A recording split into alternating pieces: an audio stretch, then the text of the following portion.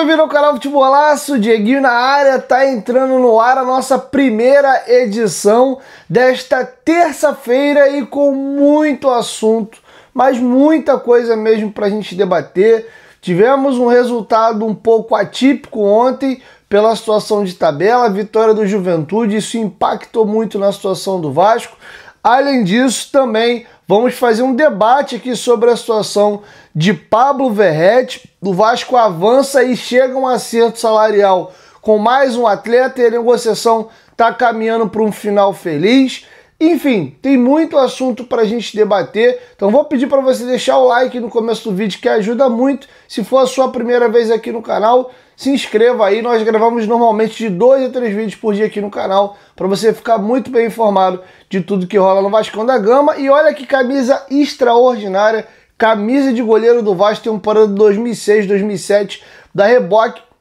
Essa camisa incrível chegou pra gente através da lojinha do Futebolaço e tá indo aí para o Paraná. Essa camisa a gente vendeu ontem na lojinha, chegou ontem mesmo vendeu.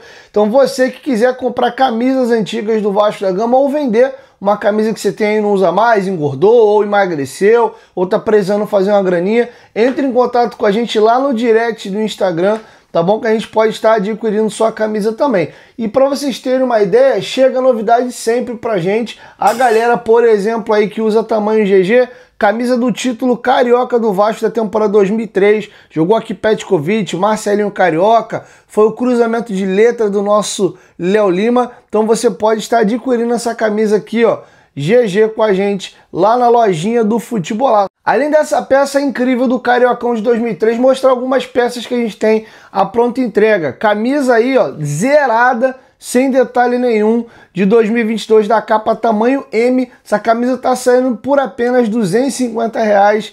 Linda, muitos detalhes, tá? Camisa impecável. Entre em contato com a gente no direct. Camisa do Vasco 2012 e 2013, tamanho G. Camisa número 10, ó, novíssima, impecável. Você pode estar adquirindo com a gente também no montante de 250. Camisa de treino do Vasco 2009, 2010. Camisa muito legal, azul claro com azul escuro, tá saindo por apenas R$200, camisa tamanho M. E a camisa reserva daquela preta ali, ó, 2012, 2013, tamanho M, número 10. Você consegue sair já com o uniforme completo 2012, 2013. Então, enfim, sempre tá chegando novidade pra gente na lojinha. Segue o nosso perfil no Instagram, tanto para comprar como para vender. Me chama no direct lá, que a gente pode estar fazendo um bom negócio. E essa aqui tá indo já amanhã aí pro Paraná. Parabéns aí para quem fez a aquisição. Inclusive, tiver outra dessa daí, alguém guardado em casa, entre em contato com a gente. Dito isso, galera, vamos agora começar aí as informações. Olha, o Juventude venceu o Corinthians por 2-1, inclusive o gol da vitória do Matheus Babi foi ali de uma arrancada do Nenê, seu Nenê com 40 e todos os anos, continua fazendo graça.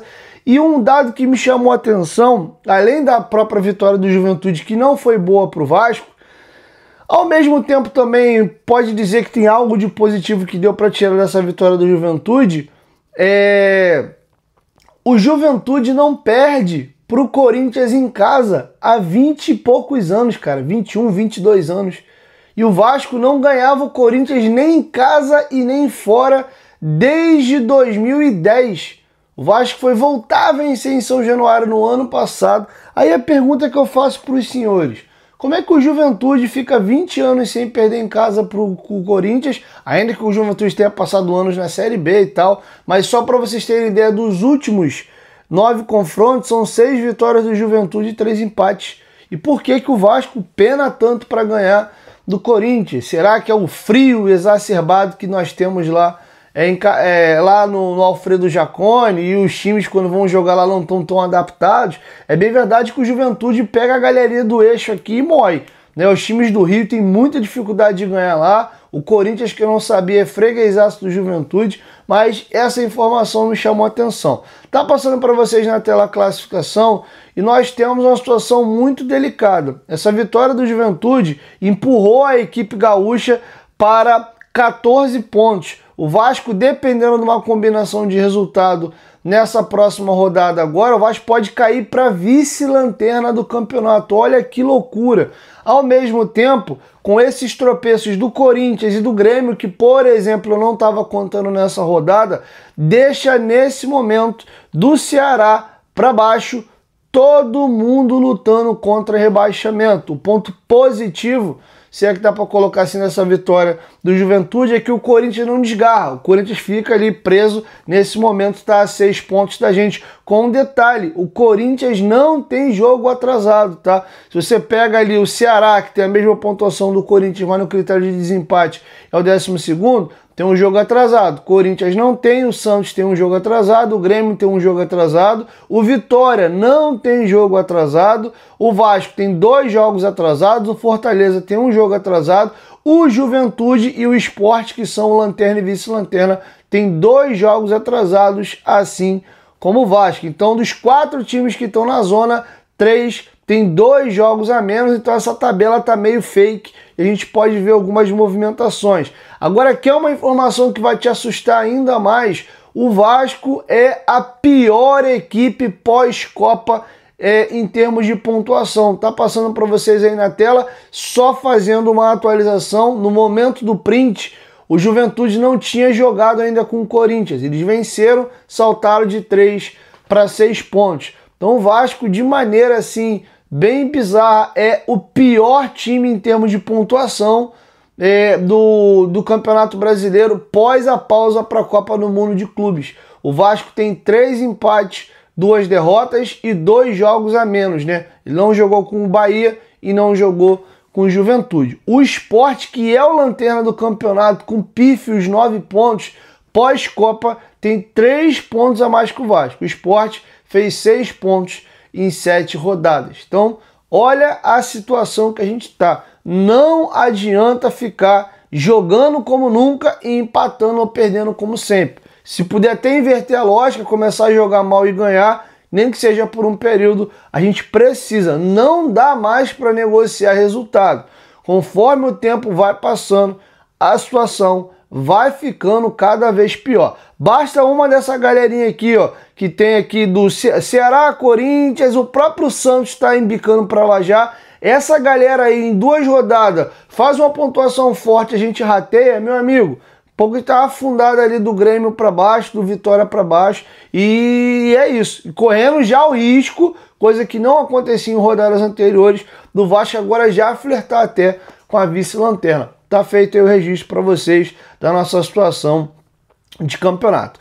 Vou virar a chave agora e queria abrir com vocês aqui um debate para a gente falar sobre Pablo Ezequiel Verratti, o nosso pirata. Tomou o 3º cartão amarelo, tá fora do jogo contra o Santos no Morumbi no próximo domingo, e ele vem sendo muito questionado tecnicamente. Alguns torcedores pedem a saída dele do time titular momentaneamente, alguns pedem que pelo menos ele seja substituído no intervalo, no início do segundo tempo, quando não está jogando bem.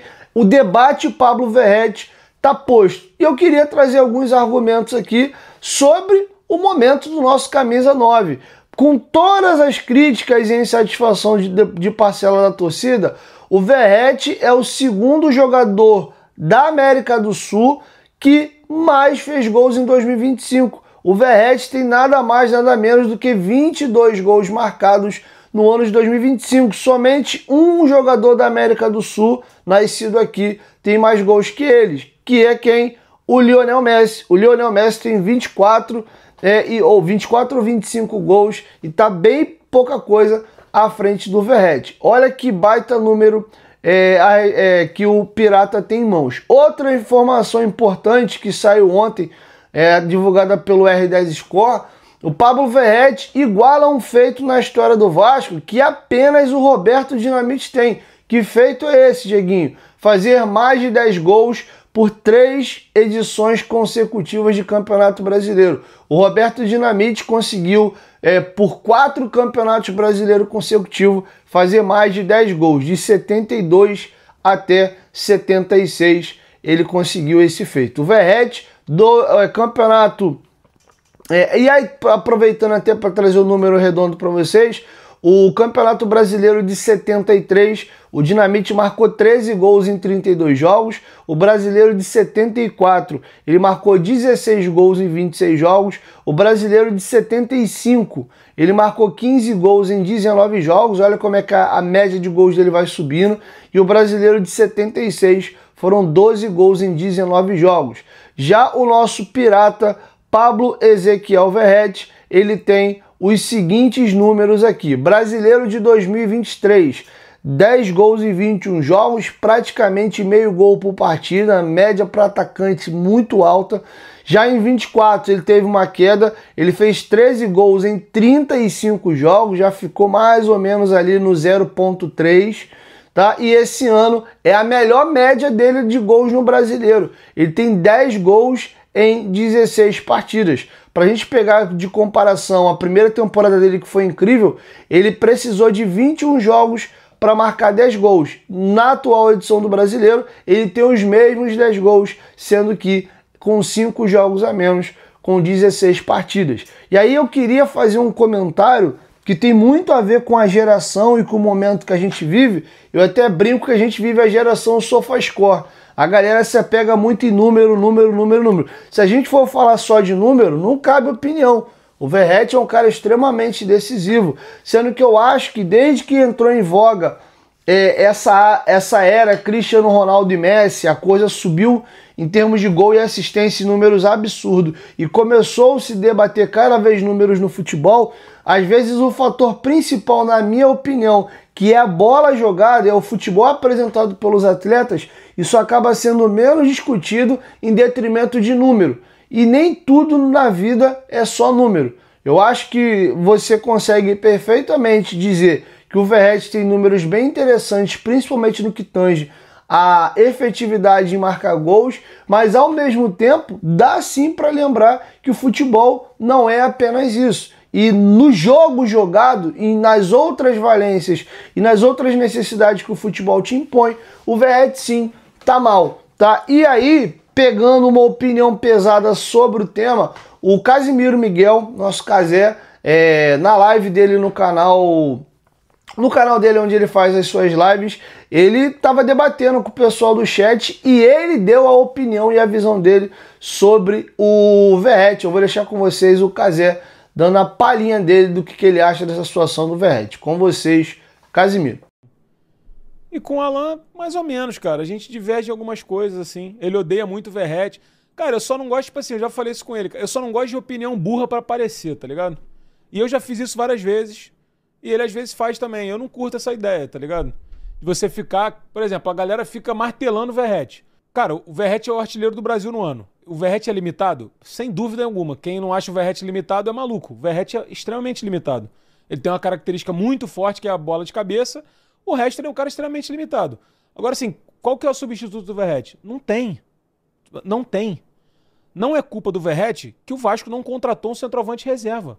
Não existe um centroavante reserva. Quem que pode jogar no lugar do Verratti? O Ryan? O Ryan já jogou de centroavante. O Ryan não gosta de jogar de centroavante. Ele já falou que não gosta. Ele rende mais na ponta. Ponto. Quem que vai jogar? O DVD? DVD, gente. Poxa, caramba, eu não vou estar aqui ficar falando que todo jogador do Vasco é ruim, né? Mas caralho, porra, é o DVD que é o centroavante?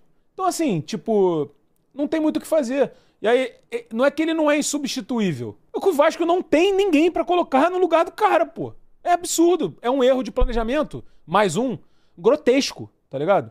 Só que aí, tipo assim, porra, aí às vezes as pessoas ficam falando as coisas que é o que o torcedor quer ouvir, tá ligado? Só que nem sempre o que o torcedor quer ouvir é a verdade, porque o torcedor tá frustrado, tá puto, tá triste, o caralho. Eu já fiz muito isso. Como torcedor também que eu sou. Sabe qual é? Só que às vezes é isso, parece que tá falando merda pra agradar as pessoas. O GB tá machucado, a galera tá falando GB, o GB está machucado, mano. Tá ligado? É uma pica, porra. Então assim, o Verratti deveria ser titular no Vasco? Eu acho que sim. O Verratti deveria ser substituído várias vezes nos jogos? Eu acho que sim. Só que você não tem peça, mano, pra colocar, cara. Não tem.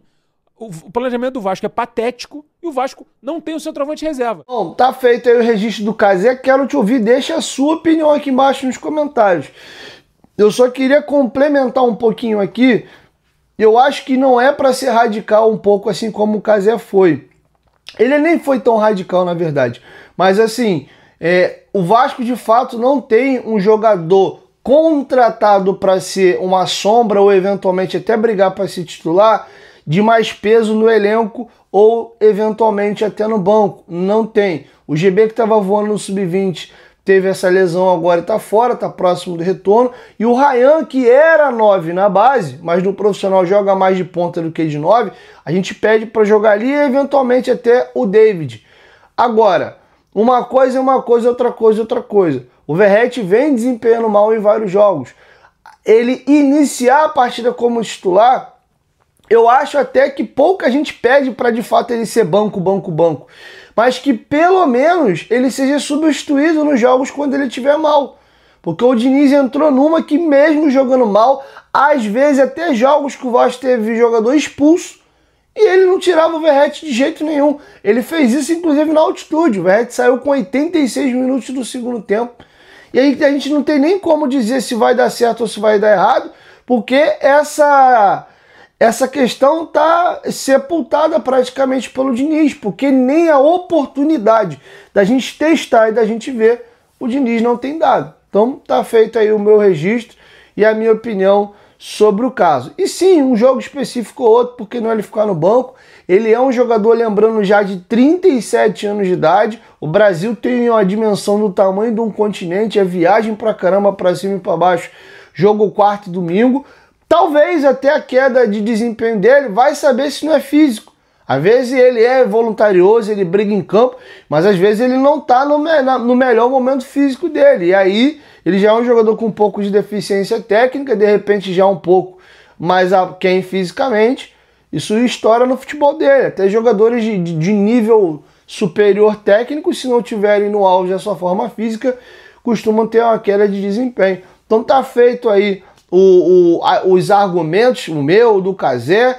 Continua essa resenha aqui embaixo nos comentários. Para finalizar, galera, notícia importante: o Vasco chegou a um acordo salarial com o zagueiro colombiano do Galatasaray, Carlos Cuesta. O jogador ganha mais ou menos na casa de 850 mil reais atuando pelo clube turco. Agora falta o Vasco sacramentar o negócio com o Galatasaray. Eles pagaram 8 milhões de euros para comprar o jogador na janela anterior, e agora o Vasco tenta costurar um acerto ali com o pagamento pelo empréstimo, já convertendo esse valor para uma venda futura, e cláusulas no contrato que, se ele bater metas, obrigam o Vasco a comprar, mas o Vasco deve tentar barganhar para comprar um percentual dos direitos e não na sua totalidade, até porque o Vasco não tem esse montante aí de 8 milhões de euros, tá? Então tá feito aí o registro para vocês. Lembrando que a situação do João Vitor não tem nada a ver com a do Carlos Cuesta. Não é, só traz um zagueiro se o João Vitor sair. Não, as duas coisas podem caminhar juntas, independente da outra, tá bom? Então tá feito o registro aí para vocês. Assim eu fecho com os senhores a nossa primeira edição do dia. E queria pedir para você dar uma nota para essa camisa linda, vinho 2006, 2007, que tá indo encontrar um lar de um vascaíno lá no Paraná. Tô fazendo essa camisa, o envio dela pelo correio. Inclusive, se você tiver uma camisa dessa, esse modelo aqui tem preto, até uma camisa de goleiro da Reboque laranja também, que é muito legal, entre em contato com a gente, tá? Camisa do Vasco, você não tá usando, pode ser das mais recentes, de preferência, quanto mais antiga, melhor. Tá em bom estado? Entre em contato, vê se tá na sua gaveta comendo poeira aí, você fica naquela eterna promessa: não, eu vou emagrecer, quando eu emagrecer eu vou usar, e essa camisa pode estar seguindo o caminho dela, encontrando um outro vascaíno que vai fazer bom uso, tá bom? Então é isso, beijo no seu coração. E ó, as camisas que eu mostrei pra vocês, aqui vende tudo muito rápido. Chegaram hoje, foram 10 ou 12 camisas, sobrou 5. A galera limpou o restante que eu postei hoje lá no Instagram, e tem mais coisas chegando. Até vou dar um spoiler: camisa do Vasco aí, que é a mais pedida, aquela 99-2000 com os homenzinhos da capa e com ace, tá chegando uma branca número 10, tá em transporte já, tá? No final dessa semana, no máximo, no início da semana que vem, a camisa, quem quiser comprar comigo na pré-venda, entre em contato. Ela tamanho G, branca, linda, novinha, tá saindo aqui em R$50. Chama a gente lá no direct do Instagram e vamos conversar, beleza? Tamo junto, saudações vascaínas, e até a nossa segunda edição daqui a pouco. Valeu, fui!